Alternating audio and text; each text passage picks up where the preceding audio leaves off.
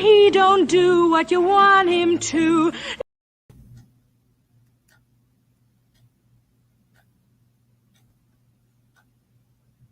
Quick little history. As you know, E-Boogie joined us as a co-host maybe a month or so ago. Since day one, she's been talking about one movie, Carmen Jones. It's her favorite movie, as she'll tell you, I'm sure. And so to make her feel welcome, we decided to review her favorite movie that she picked last Thursday, 5 days late. We do it to me. We do it to everybody. Let's start the show. And coming in first, of course, the lady herself, Miss E-Boogie. If I can click her on there. I can't get to her. Somebody click her for me. Yeah, I think this is live. There we go. Thank Miss you. E-Boogie, Cindy I didn't have Lou. that either. Stop trying to sneak in my shot. Okay. I'm gonna stay out of it. We're live, ladies and gentlemen. Yeah, we are. Miss Cindy Lou, how are you doing today? I'm doing swimmingly. I've just arrived to my destination for my week-long vacation, and we have gone on a week-long vacation already as a show, so I'm glad to be back tonight. Exactly. Matching energy as you should. Now, this is your favorite movie. Did I get that correct? I would definitely put it in my top 3, but when it came down to musicals, this one definitely beats out all the others. Okay. We're going to get more into that in a little bit. I'm going to introduce the second lady of the show, See the Superior. She calls herself the Queen of Recasted. We're going to do Recasted tonight. Let's see if she brings that heat. Miss, how are you doing today? Hi, everybody. Nice to be here. I'm glad we're going to be doing Recasted this evening, as I am the Queen of Recasted. And I brought it with me. So you're welcome. She has promised you heat, ladies and gentlemen. Now, coming up next, we have somebody who himself is a green thumb. If you watch Game of Thrones, he would be from the Reach. If you follow him on Instagram, you could see him growing things that are completely illegal. Tonight, he's calling himself Belle Biv DeVoe. Sir, how are you doing? Fantastic. There you go. This movie was fun. That's right. A rarity for Belle Biv DeVoe. And tonight, last but not least, the man with his own segment. Why? Because it's his own show. The executive consultant. How are you doing? Poison. That's why I got it from. I was wondering how long it was going to take for me to get that, and I just got it. Poison. Very good. I see what you did there. Very, very good. To Aya Groot. Gotta give you some credit on that one. I gotta give you some credit. Good. Hey, good job. Good job. Good job. Thank you. Thank you very much. All right. Well, tonight, as we said, this is E-Boogie's favorite musical. I'm going to read the synopsis, and then I'm going to jump to her as is tradition. Oh, there we go. I'm going to jump to her as is tradition on the show, and she can give you her favorites. If not, if she does have any worst scenes or anything like that, and then we're going to go full circle. But here's the synopsis for Carmen Jones. This 1954 musical starring an all-black cast, which itself is based off of the 1943 musical of the same name, involves an honest Joe, love-struck over the titular Carmen Jones. E-Boogie, would you like to tell us why you picked this movie, why you love this movie? Gladly. So this movie was, I'll say it was given to me by my mom. She showed me it for the first time. I was a very, very young lady, maybe about 11 or 10. And I hadn't had any concept of Dorothy Dandridge before that. And nor had I seen, I knew who Harry Belafonte was, but I hadn't seen any of his work before then. And to see them, they're both powerhouses, definitely Belafonte, because we lost Dorothy before her time, but seeing them working across from each other, playing each other's love interest, and just the chemistry was so strong. And if I can say anything that really, during my formative years, what I received from this film was, I mean, while there is a tragic ending, how we got to know, is that you knocking? How we got to know Carmen, throughout the story, and how they built her character up and kind of developed it and it developed her and showed her in this way that she just felt so carefree. And I had never seen before then such a beautiful Black woman in a setting that was not inherently against her, and or in a circumstance of or a movie that is inherently built against her. She whirlwinded into the set of this movie and commanded every room she was in.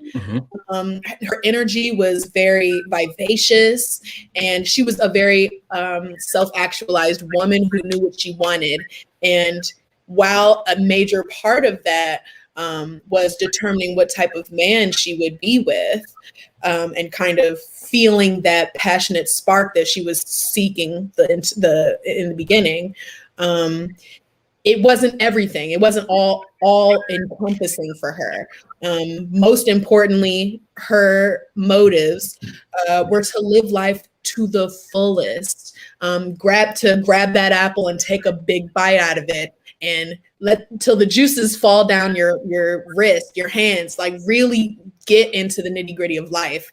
And I love that about her. And the way that we kind of see this story develop with that as her motivation is she meets Joe, and it's love at first sight for her, even though she knows that Joe is with someone else. But she, in her mind, she's like, you are for me. Like this is the dynamic. This is the vibe. Both of them felt the vibe.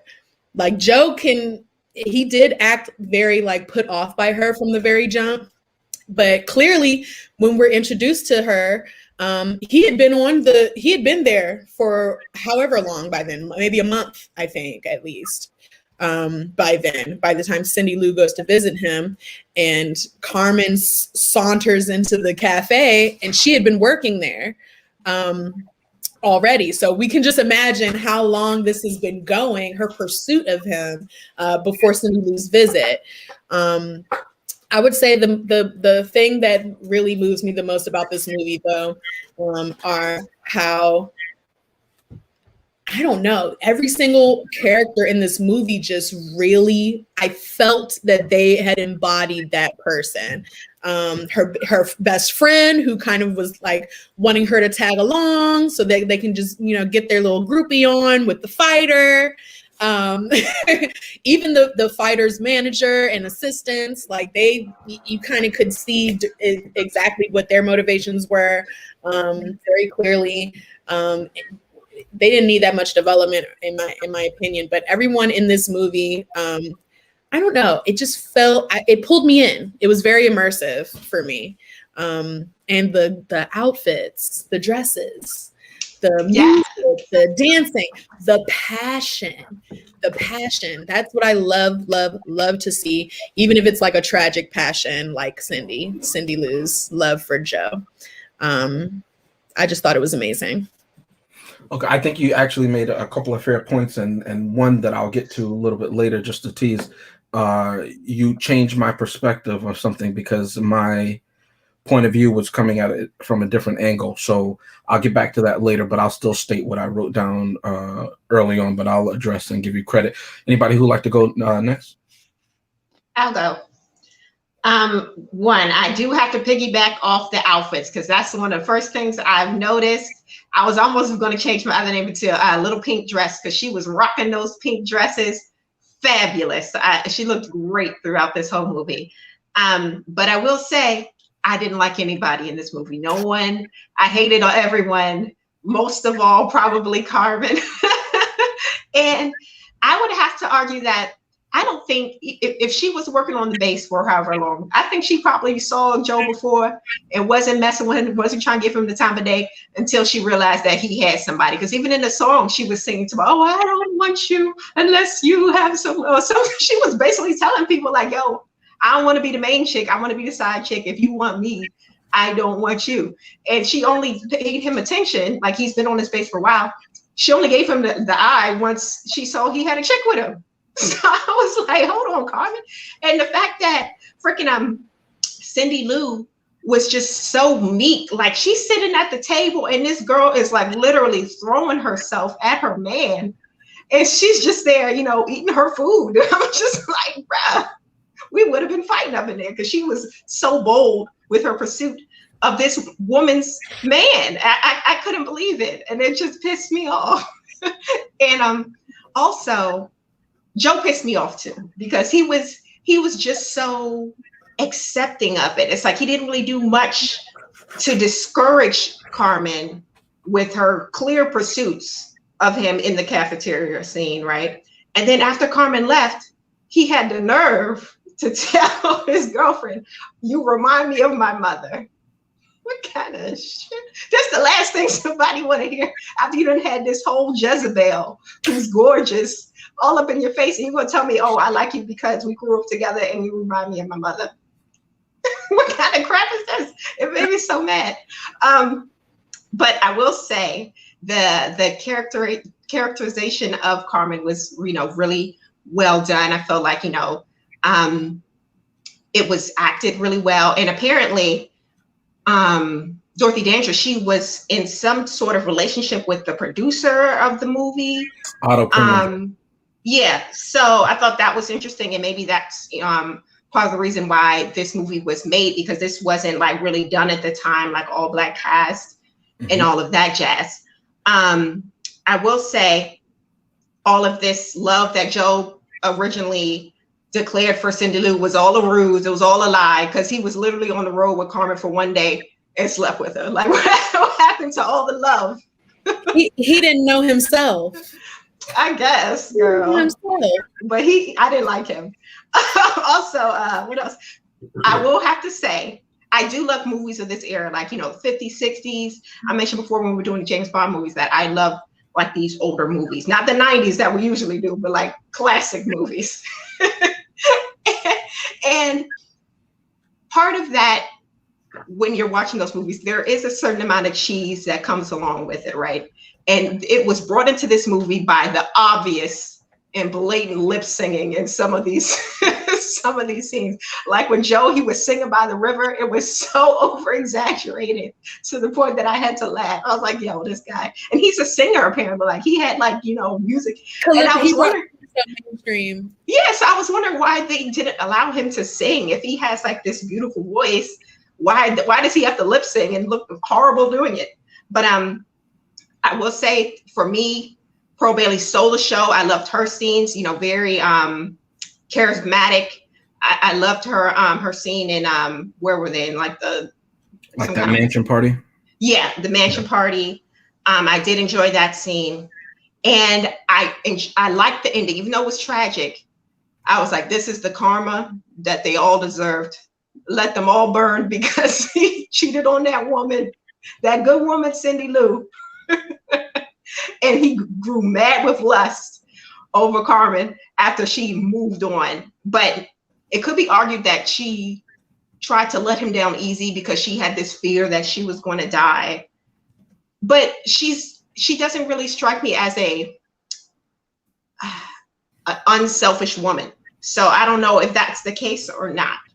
But either way, those are pretty much my thoughts on the movie. Okay. Again, I suspect that Chrissy somehow has been reading my notes, but I'll get back to that later. Vic or Chris, or would you like me to go?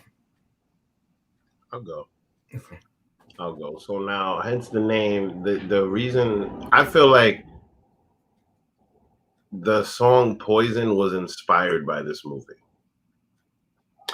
because like this woman is the perfect example of never trust Big Butt and a smile.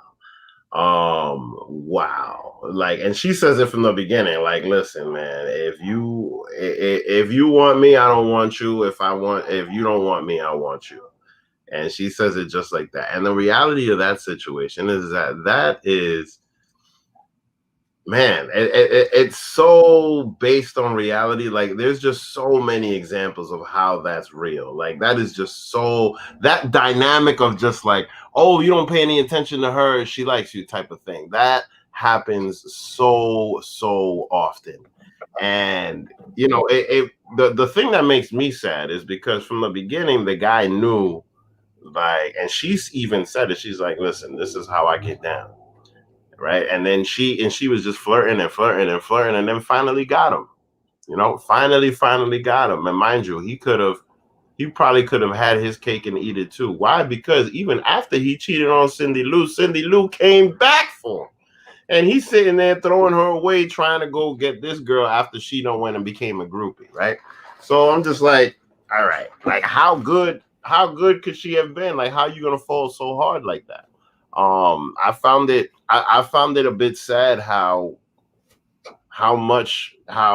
obsessed he became with Carmen. Now, don't get me wrong, she's beautiful, she's very witty, she's like fun to be around and all of that. So I can understand that dynamic. And then the other thing is that they also kind of hustled him into getting with her, because the other dude, the other general dude, like I found him to be a little shady, because he pretty much just set him up to go be with Carmen. You know what I mean? And mind you, at the same time, he's sitting there trying to get his other girl, you know? So like people are just being all kinds of shady right here. I'm like, and you know, a poison girl is always gonna know, like, you know, she's always gonna have somebody to help her out with her hustle. And you know, Carmen Jones is just a great hustler, man, in that whole thing. And she pretty much just got away with murder everywhere, from Joe to the boxer to just about everybody on that base. She had everybody wrapped around her finger. And like but then at the same time, like, one thing that I respect about it is that she didn't front at all. She was honest from the very beginning, and I could definitely appreciate that. I thought that part of it was good, because she never lied. She never lied. She never lied. She was just like, listen, man, this is how I get down. You know what I mean? It's all like, you know, the great thing about this is just that it is so poison, because it's just a woman that's just like hardcore selfish. But then she's so hardcore selfish that she's not. But what I appreciate about it is that she's not being manipulative about it. She's being straightforward. She's just like, hey, you know what I mean? I'm trying to live my life, man. This is how I get down. This is how I do. You don't like it, you gotta have to get the boot. And that's exactly what happened. But what ended up happening is that the guy was obsessed. You know, where are you going? What you doing? And she's all like, yeah, I'm going out. I'm just, you know, whatever. I gotta get these ends or whatever. You know what I mean? And hey, she went to where it was more profitable. She started hanging out with greener pastures, for lack of a better phrase. But you know, it is what it is. Like, you know what I mean? You got to see those things from the beginning and take people as they are. What she should have been is a good time for him. And then he would have gone back to Cindy Lou, and Cindy Lou probably would have known, because Cindy Lou ain't stupid. Wait, is it Cindy Lou? It is Cindy Lou. Okay, Cindy Lou ain't dumb. She knew what was popping. But here's the other thing, right? In the beginning of the movie, just like Chrissy was saying, I was waiting for Cindy Lou to just turn around and smack the stuff out of her. You know what I mean? But then I realized that this movie was made in the 50s, where people were a little bit more polite. You know what I mean? But if this movie was made now, there would have been a fight. It would have turned into Jerry Springer or something. You know what I mean? Like, it would have been, they would have been fighting in musicals or something. They would have been scrapping on the floor. But then the funny thing about that is that the scene right after that, she was fighting with another chick. And they was sitting there beating each other up, when it should have been Cindy Lou beating her ass. You know what I mean? But she was fighting with another chick over some other shit. You know what I mean? So she was defending herself. I mean, no, whatever. But the bottom line is that she should have been fighting the first Cindy Lou, because over her man. No bows on Carmen. They're fighting over, and mind you, because the girl showed up all the way to the base. Her mama sent her over there. She's like, "Oh, you should go see Joe." And mama told me I'm gonna go. You know what I mean? And she's just sitting there like pretty disappointed. Like, oh, and mind you, right after that, she's like, "You like that horsey?" type of shit. Like, I'm just like, all right. Well, you know what though? Even though in the 50s, like, the dynamic was different. You know what I mean? Like, men got away with murder. My grandfather got away with fucking murder. I'll tell you that much. He got away with murder. Things that no man today. For any law enforcement officers, he doesn't mean that literally. He just means no, I'm talking about come on now. Do you really think in relationships with cell phones and all this other stuff, you think that these men that had like different wives and other lives and kids, that people didn't know each other until they were 30, like, you think that kind of stuff could happen now? Hell no, man. These people were getting away with murder, all kinds of cheating. You know what I mean? So, like, Yeah. Anyway, I've talked too much. I'm done. But anyway, the movie was entertaining. I liked it. It was just weird. Some things were weird. But yeah. Well, actually, I thought you had like 2 more minutes at least of it. But Chris, do you want to go or you want me to go? I know you It's need just to so queue up funny your when segment. Vic says, "All right, I've talked too much," and it says, "But anyway, blah blah blah blah blah." Yeah. It's just so funny when he does that, ladies and gentlemen. I'm going to go next. I said it. Second to last is why I want to go. I think there's a sweet spot. We do the dignity, and then we do the shenanigans. So, without further ado.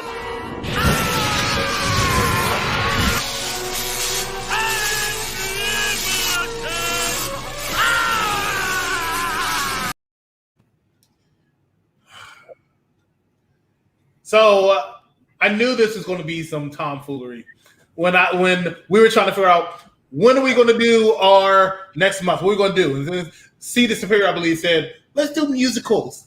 And I was like, "Oh my god! Why are we going to do that to me? I don't like musicals. I can't stand musical." And then this is me. You know who I blame? This is me. My fault because I sought out this person, right? Because we used to eat. And I remember her used to always talk about movies. And I remember she used to always talk about this musical bullshit. So she hops on it. She's like, "Oh, yeah, my God, let's do that." And then I got her. And then the other woman of our group, Kaden, he says, "Oh, my God, we should totally do it." So now I'm stuck doing these movies. I'm watching these movies, these musicals. And I don't want to hear musicals, right? Luckily, I finagled my way out of Hamilton. I almost finagled my way out of this, but these mother effers did not want to go ahead and do the movie. So now here we are, and I had to watch it. And realistically speaking, I should want to do this movie. Dorothy Dandridge is a distant cousin from my mother's side. So I should want to do this movie. So I'm going to be nice about this movie out of respect for my cousin. Rest in peace. We'll talk more about this in our final thoughts. We actually have a recasting segment where we're going to talk more about this. But I want to let everybody know as we go into these musicals, from Hamilton to Carmen Jones to School Days to some movie I can't remember to see Superior picked, and I'm about to going to bang my head up. There's only one good movie that's going to save us. Here we go.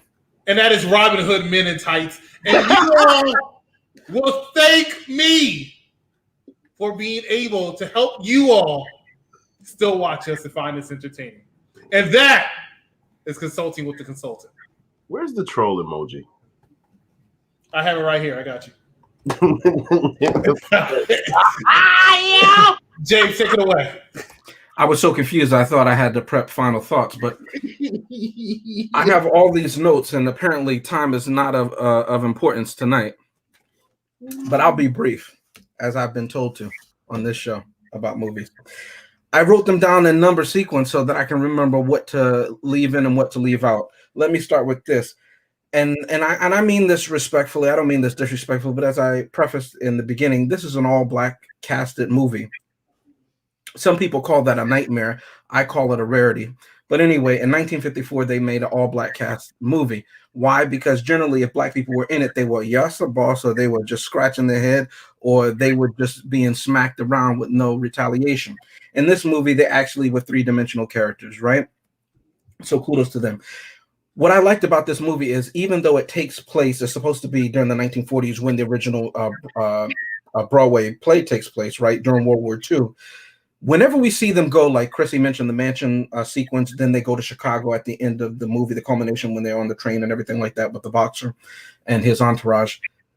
The hotel that Carmen Jones and Joe stay at, it looks like something that black people would have stayed at in that era. It doesn't look like they were in, I know the Waldorf Astoria is in New York, but it doesn't look like they stayed at a white establishment. It looks like they stayed at a black establishment.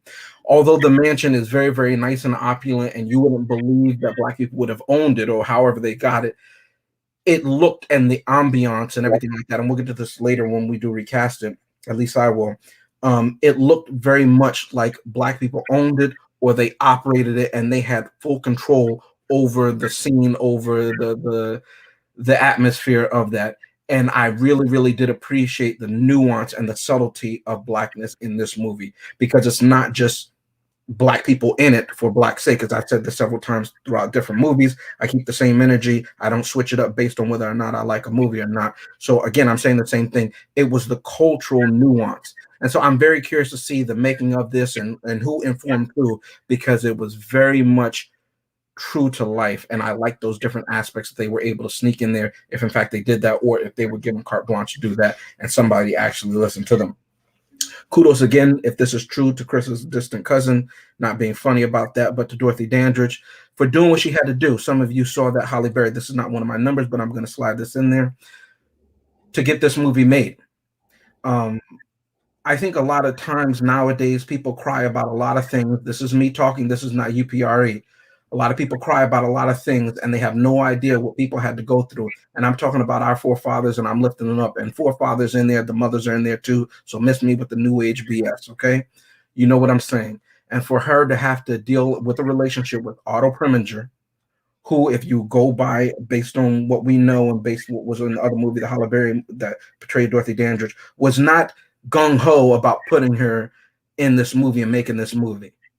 She did what she had to do, and she used what she had to get it done. So I'm giving her credit, and I'm giving credit to all the black women who had to do that, who finessed the game, because it is a game, and who turned the tables. To all the black men who did that too, I salute you during all of this. So I just want to put that out there. And if anybody has a problem with that, by all means, comment on it, because I'll flame you. Number two, I wanted to note this, that when we see, especially the cafeteria scene, where all the GIs are there and then the women who are working on the base, notice that they have medium brown to dark skinned black men, but all of the women are medium brown to light brown skin. Again, something of the era that you'll see. We'll get to that again, and when we do my pick later in the month, School Days. Okay. Again, we got to talk about it on both sides. We can't just say it out the one side of the mouth. So I like that they showed that, because that would have been realistic of the time. Notice the depiction when they had Pearl Bailey's character, Pearl Bailey being a darker brown skin, chocolate skin woman, black woman, and Dorothy Dandridge's depiction as Cindy Lou, right? It's subtle differences. And I'm not saying that Pearl Bailey was typecast, because I think she knocked it out of the park. In a way, I liked her character far more than Carmen Jones, right? I loved it. But notice how they depict the two shades of blackness, okay? The different shades. Shout out to Mr. Cisco, Brock Peters, who was in this movie. I saw that. I knew Chris would notice that. And I said, look at you. I see you over there. There you go. I see you. Salute to you. I miss you on DS9. Salute to that man right there. The fourth one, I'm going to go with some of the quotes as I talk about it. I think the best thing out of this movie that I really enjoyed, other than, again, I like the cinematography and everything like that, and the historical context that this movie takes place in, and the accuracy as much as you can, because it is based off of previous material. I like the dialogue. I want to know who wrote for these people, because it sounded like there was a black writer writing for these people. It didn't sound like, and forgive me, and if you're offended by this, okay, but anybody who's part of the family knows when there's a stranger writing for the family versus somebody who knows the family. Whether they're a cousin or not, they know how the family talks. It is what it is. Okay. So just putting up some quotes. Go back to that bad street you come off of. Again, it just rang true. These are some of the things that I did there. When Carmen goes, Corporal, do your duty, take me to town. Again, the turn of phrase. There's a character, I think her name, I don't know if the actress is Mae West, but again, it's the golden age, almost the silent era of Hollywood. And if you watch a lot of the old animated cartoons, they would typically draw her as a Robin, and she'd be dressed in those bustiers, and she'd be like, talking like that. I think it was Mae West is the actress that it's based off of. And she would have those sly remarks. It reminded me very much of that actress, and I forget the name. But I'll come back to another episode and do that. Here's the one with Carmen Jones. She was hitchhiking and she got a ride from that guy driving that truck. And he goes, going as far as New Orleans if you want to help the war effort, baby. Again, something slick that he would say, trying to take it a little bit farther. Let's see how far I can get. I thought that was just great. You know what I mean? Trouble never looked so good. I like that line. That was a great line. This is the line that Chrissy's talking about. If I chase you, you'll get caught. And once I've got you, I'll go my way. Again, it's a cat and mouse. That's all it was. It was just diversionary fun. And Joe, last but not least, I'll put him up there when he says throughout the movie, I want to be a simp. More on that later. Let me go to my next point.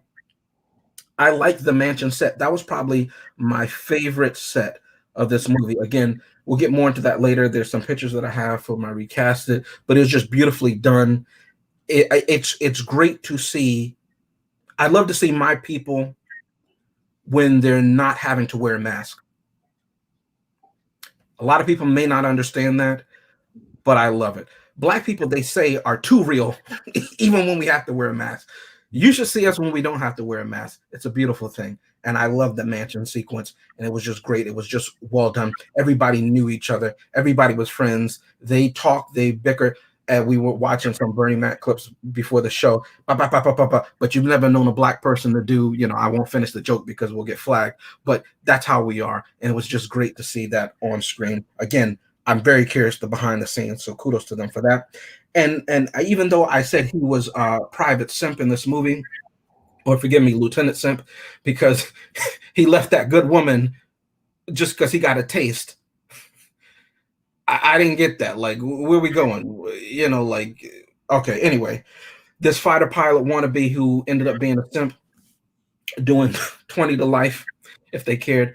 I like that they showed Harry Belafonte as a masculine man, a masculine black man, one, who wasn't trying to be a yes-um, who was proactive in that. We don't really see that, especially not in 1954, okay? They don't allow that. That's why if you cut to maybe 10 years later, I think it's in 1964 actually, or 1967, I can't remember, when you do In the Heat of the Night, right? And you see Sidney Poitier's character and the former judge, he slaps him across the face because he doesn't like what he says. And without hesitation, he backhands him. Let me tell you something. If I could show you how hard my nipples got during that scene, the match energy was incredible. I loved it. But again, it was groundbreaking. Never let people see that. But that's who black people are. If you hit me in the mouth, get ready for the retaliation because it's coming. But again, I like the match energy. And I think those are all my points, and hopefully I'm within the time frame. You're not. Okay, ladies and gentlemen, we're going to take a commercial break. I'm off on this one. Okay. We'll be right back, actually, with a returning segment. It's called Recasted, which we'll think about a little bit better for next episode, because this is going to go the distance, I feel like. All right, ladies and gentlemen, we'll be right back after this commercial break. Find out we're reviewing part 1 of tomorrow's special doubleheader. Stay with us. You're watching Unpopular Review. Disney takes you on an adventure beyond your imagination. The movie USA Today gives 4 stars. Never had a friend like me. Ha! Made you look. Walt Disney Pictures, Aladdin. All right, ladies and gentlemen, we are back here at Unpopular Review, and we are going to go to our old segment. We'll bring it back one time only.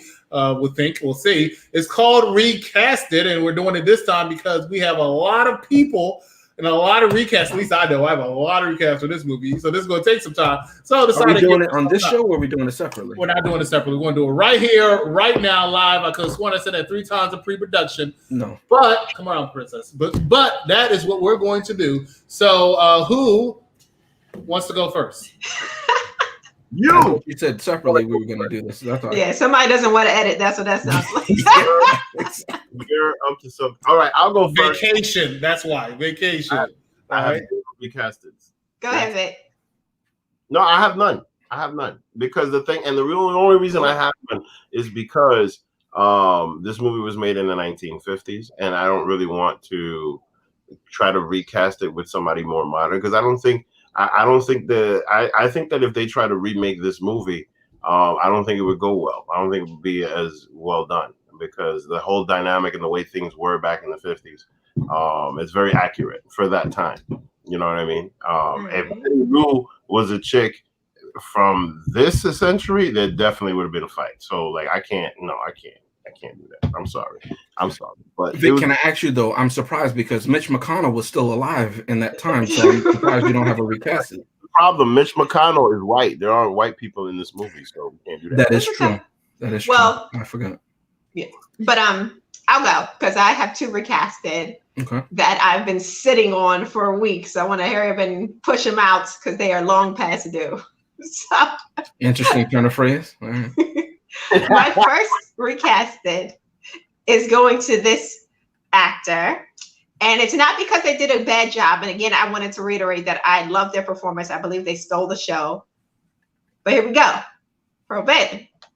And I said, hold on. When I saw this woman, beautiful woman, by the way, I said, she reminds me of someone else. And if they were to recast it just on looks alone, Well, say, don't you do how I do my recasted. I would say Meg Thee Stallion. In the face, it's giving Meg. I would have said, yeah, right there. Boom. That's number one. And you know you like it. Girls got 1,000.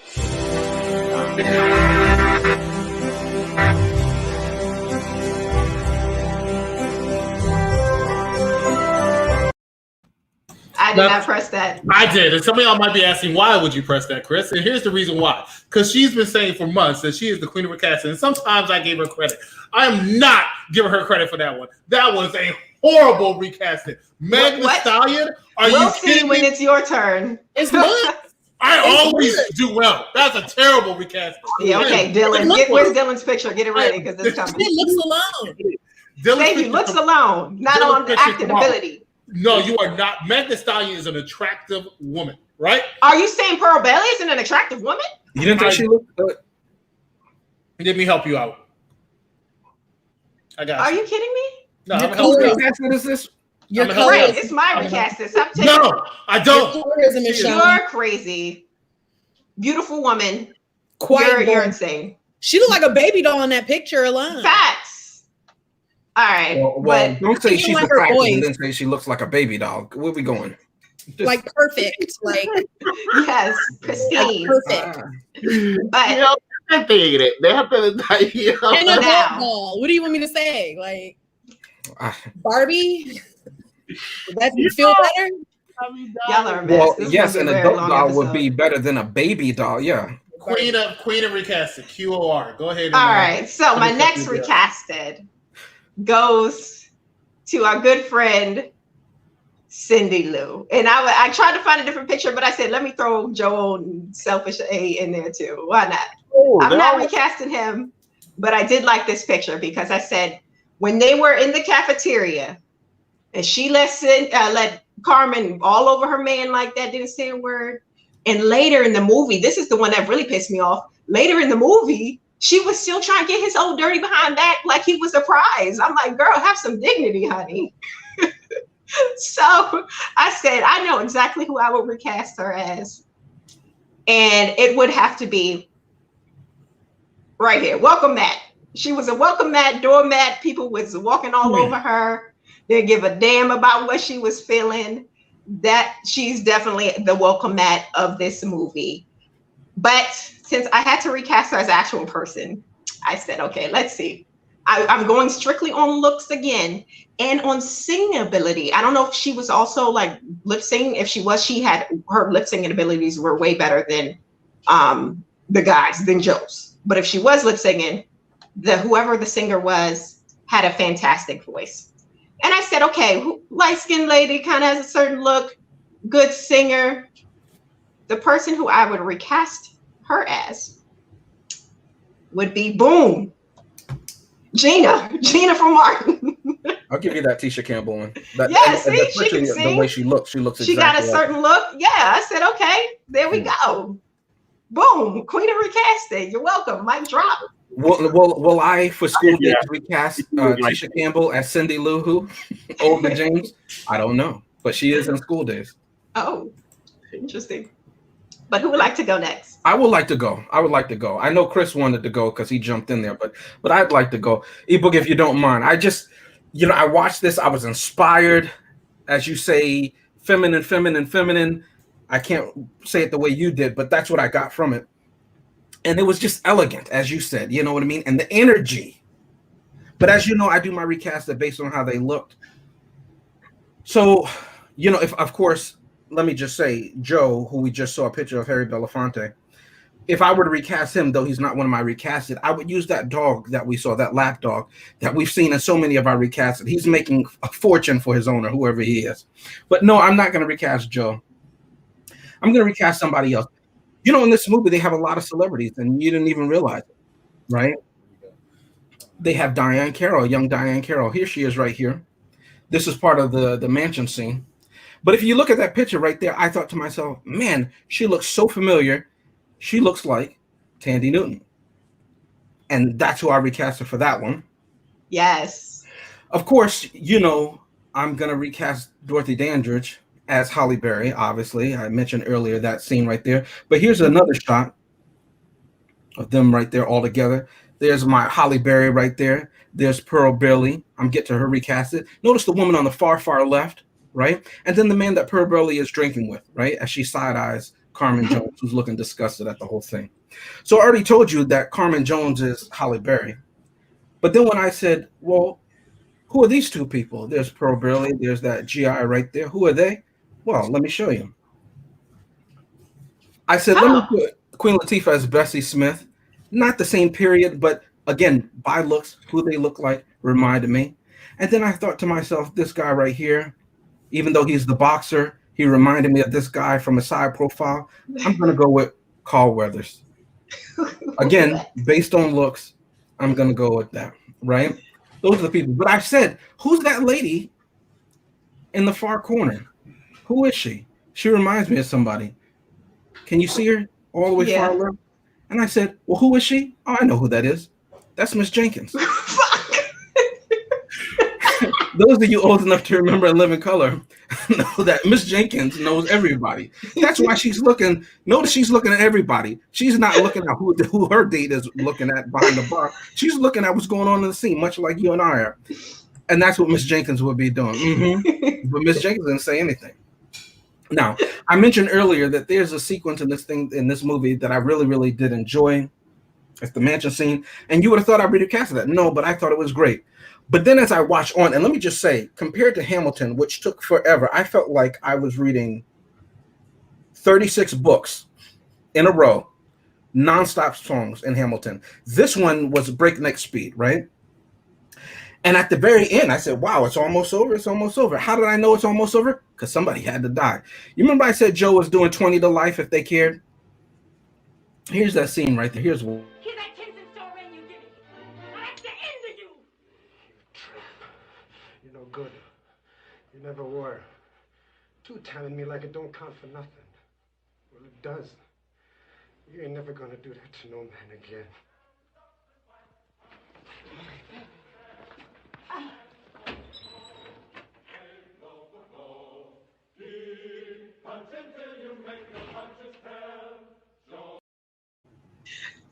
Now, if you know me, you know that I can appreciate when he quote. I'm not saying she is, but when he choked that hoe, you know, there was a part of me that could appreciate it. I see Chris laughing; he must agree.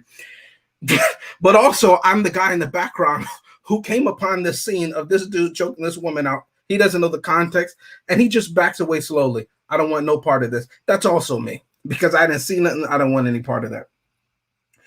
But when I watched that, I said, well, damn it, this reminds me of another thing. And ironically, it's almost lyrical, like a musical. What scene am I talking about? Well, obviously, you already know. I would the fool were married to her grave.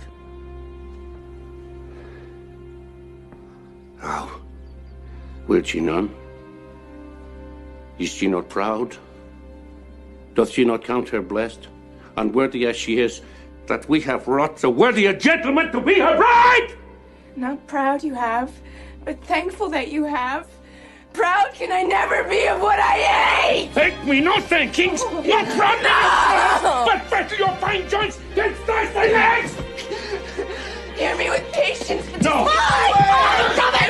Speak not! Reply not! Do not answer me! Are you mad?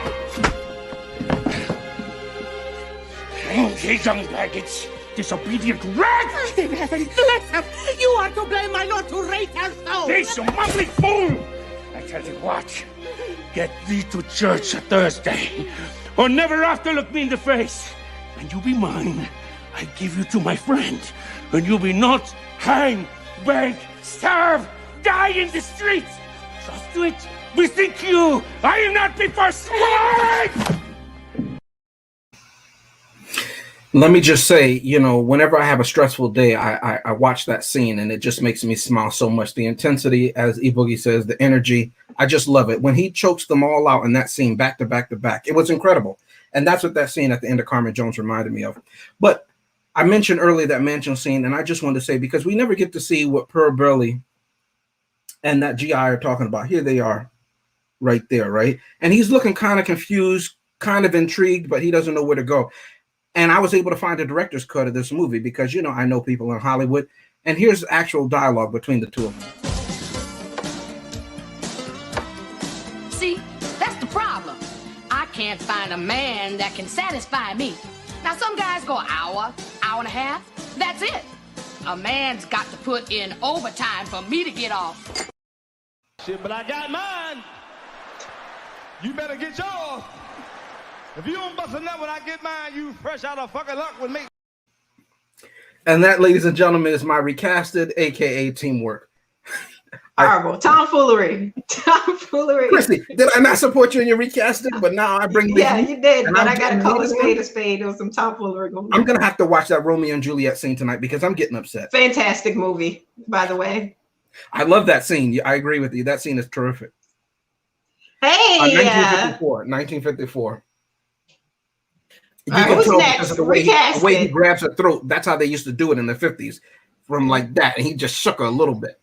In the 60s, they switched it up. He would just grab her by the shoulders, but in the 50s, they still grabbed him by the throat. That's how you can tell it's the 50s. E Boogie is next. Now, before E Boogie goes, I just want to do one quick recast before I go on my real ones. I want to recast the last 5 minutes of this episode because after the copyrights in this episode gets put in suspension because Jay showed one whole movie. That is not true. Fair Romeo use. and Fair Juliet. use.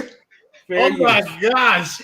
We're about to be off. I just want to let everybody know. We're going to be all right. Oh, we're back on Facebook. Hold on, Chris. I'm sorry, Chrissy. There's a comment for you. Romeo and Juliet is whack. They don't know what they're talking about. You know not what you speak. All right, Charmaine. Charmaine let y'all know. Charmaine's our #1 fan, supposedly.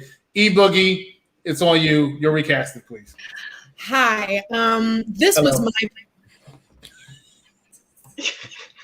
Quite on set. You ready? This was my pick. So it's very ironic that I have a full list of recasted people. That being said, recast it or not, it's a great film. You pretty much could put anybody in the roles that are Black, and I would still appreciate it because it's just a masterpiece. And it really had casted the best of the best at that time. That being said, I have a couple better people that I would recast these as. And if you got, oh no, is my connection janky? Okay. Well, I'll try to be quick, but I do have 4 people. I'm just trolling. Don't worry. Okay. Yeah, you're looking like a troll right now. That being said, somebody's taking it personal and bringing it onto the show. Just kidding, friend. Sorry. Okay, so my first recasted will be for Carmen, and the character really, for me, exudes zest for life, and a sensuality that goes beyond the physical. Something about her energy shifts the sensual and sexual energy of every room she walks into. So if I were to recast her, I will go with Eartha Kitt. I think that her kind of cat, thank you. I think her kind of cat-like feline, all that. And then I think she could deliver that very well to that wasn't a good purr, but I think that she could really deliver that to the character, that same prowess to that character. I also have a recasted for Cindy Lou Who. Cindy Lou, do you have that one? Okay, so who I have for Cindy Lou, they favor each other and they were working at the same time in this era.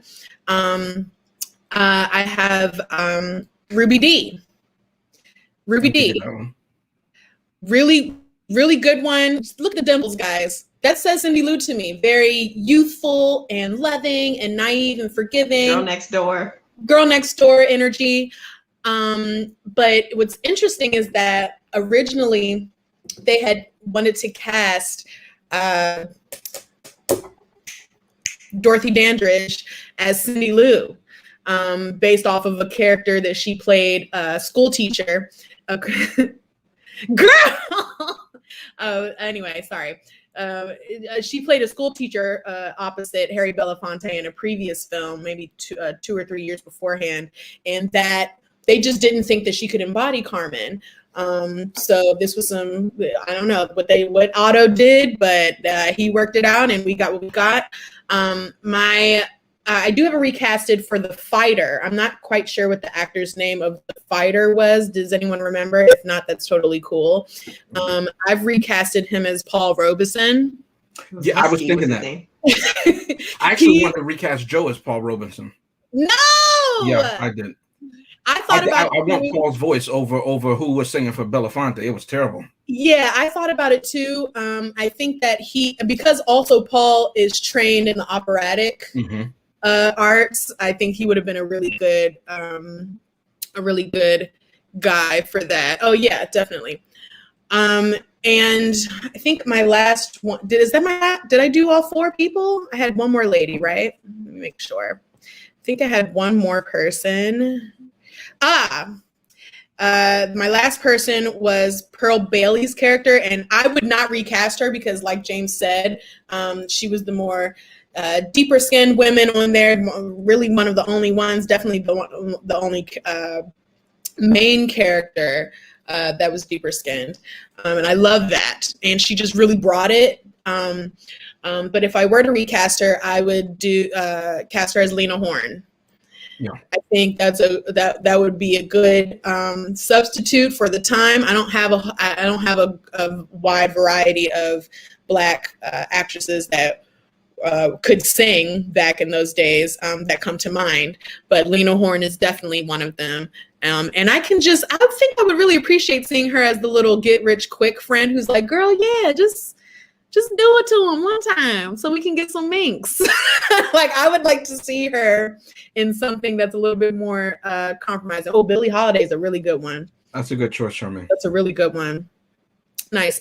So that's it. That's what I got, guys.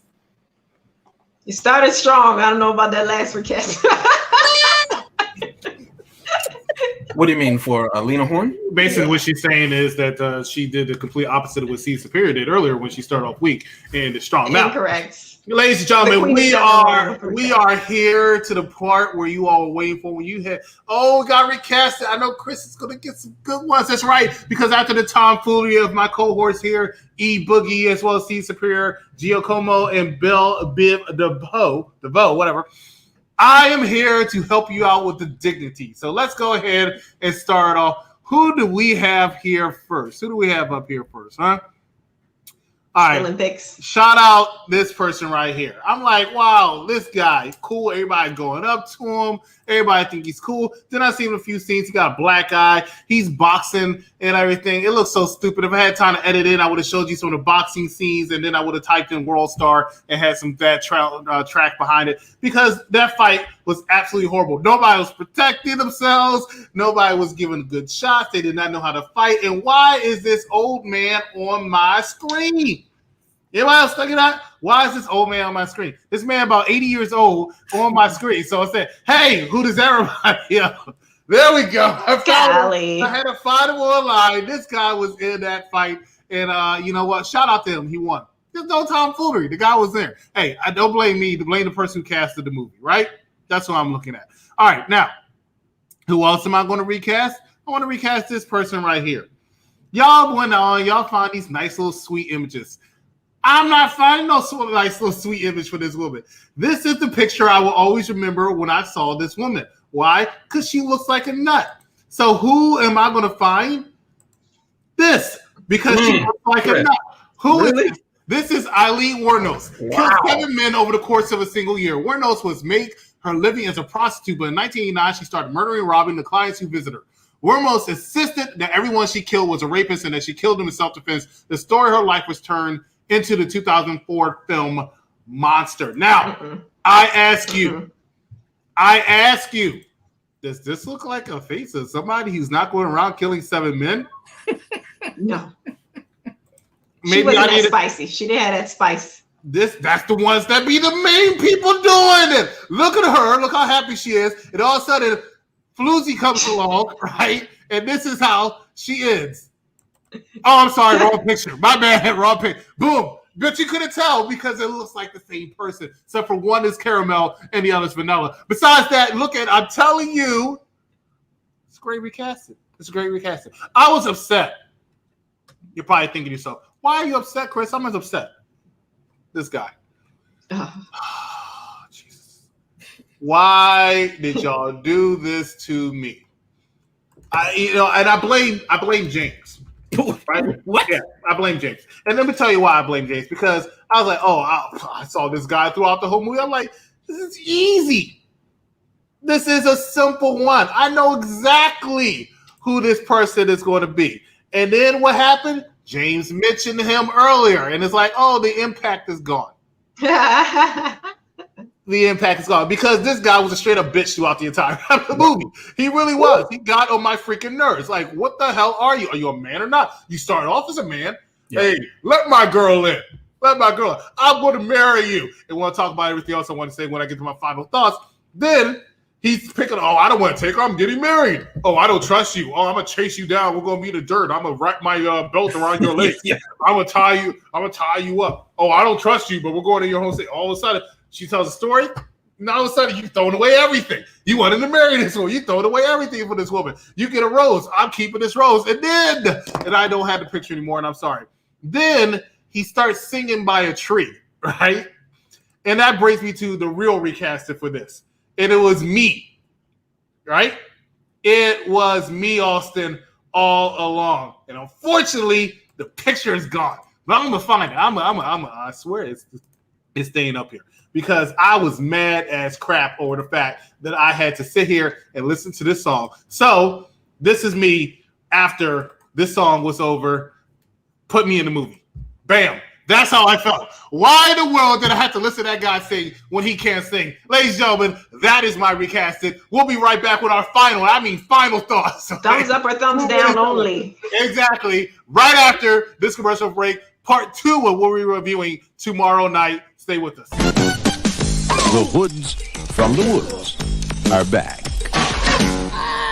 Yo, check it out. The motion picture event of the summer. The summer of 1125 AD. That's him. Robin Hood. Good evening. Why should the people listen to you? Because, unlike some other Robin Hoods, I can speak with an English accent. Yeah, that's right, ladies and gentlemen. Tomorrow night, doubleheader, we're going to be reviewing Aladdin, and after that, we're going to be reviewing Robin Hood, Men in Tights. Yes, I've come to save the musical month. And you know what? Somebody tried to dispute me. I'm not going to say any names. They're in there somewhere.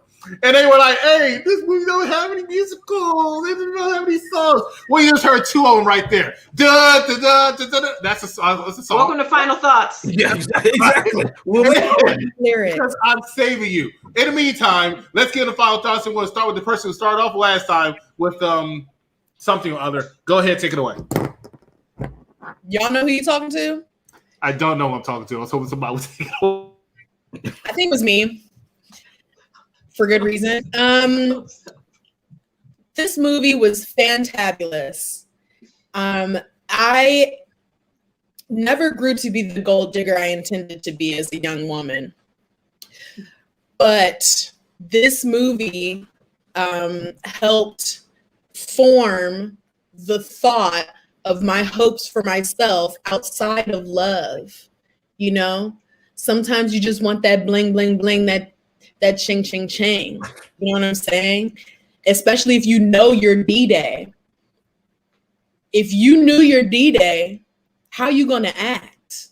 You know what I'm saying? How are you really going to act? Are you going to stay in a prison studio apartment above the railroad tracks? Or are you going to ball out courtside by your, I guess it's not a court, ringside by your new beau, who don't even ask you for none, just spends the money, don't ask you for none, just wants you there on his arm candy. He might have been DL. It doesn't matter. The point is, you gonna kick it with your friends? You know what I'm saying? What about your friends? Like TLC said. You gonna kick it with your friends? You gonna live your life to the fullest when you're invited? Or you gonna, join the prison that you've created with your man who is in essentially a prison, after she done flipped herself out of her time served. She ain't served no damn time for what she did.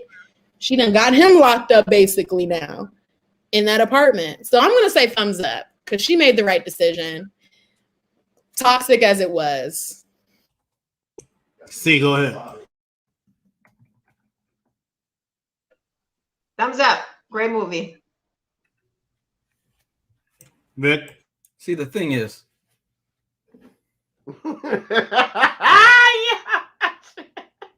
you stupid. Miss her, kiss her, love her. That girl is poison. Great example of what that is. And I was entertained by this movie, so thumbs up.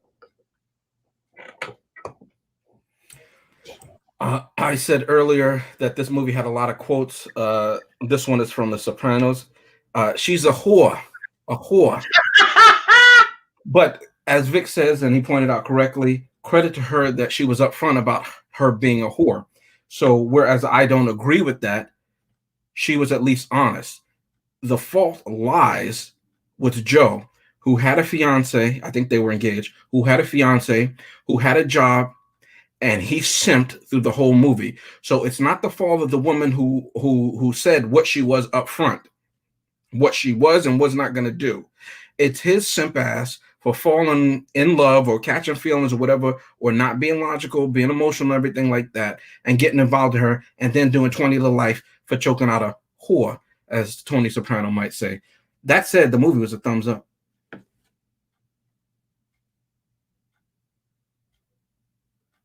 All right, so final thoughts here. First thing I want to do is Vic inspired me, so I want to sing songs from Poison. So you go for me, and I am taboo, but if you're hard to get, I'll go for you. If I do, you are through. Oh my baby, that's the end of you. So take your coup. Oh, don't say I didn't tell you true. I told you truly. If I love you, that's the end of you. Hey, she tried to tell you. You weren't listening. That is your fault, right? Also want to read this. The complex of emotions aroused in a young child, typically by an unconscious sexual desire for the parent of the opposite sex and wish to exclude the parent of the same sex. What is this? This is the definition for Oedipus complex, which clearly Joe had because he wanted to marry Cindy Lou because she reminded her of her mom. I was like, wow, you sick freak. I enjoyed this movie, though. I actually love this movie. I can't believe it was 1954. I love the movie. Thumbs up. Ladies and gentlemen, that is the end of this episode of Unpopular Review. Join us tomorrow for a doubleheader, Aladdin, as well as Robin Hood, Men in Tights 4, See the Spirit for Giacomo, for Cindy Lou. Giacomo. Whatever you know. Forever Cindy Lou New and Belle B. DeVoe. I am the executive consultant. We will see you next time. I will be traveling tomorrow, so I will not be able to make tomorrow's doubleheader. Okay, so that means half the time will be cut. All right, so you enjoy your vacation. You enjoy your vacation. Well, we're not going to be here Thursday. We'll enjoy your vacation. Have a good one. Get us out of here.